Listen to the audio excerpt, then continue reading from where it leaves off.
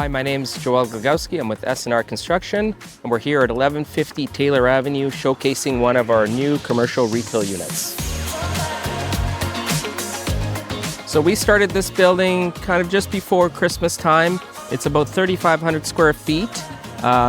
We have cast in place piles, a concrete grade beam foundation, and a steel structure. So right now we're just finishing up all the structural steel. We have the deck on and it's all welded, and we're just getting ready the final touches before our steel studs can come on the outside.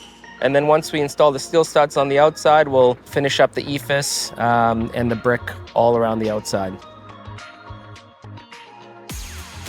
So today we just have our steel trade on site.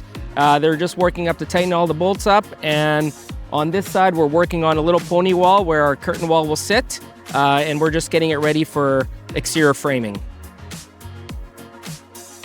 This concludes our update for 1150 Taylor Avenue. Stay tuned for the next update.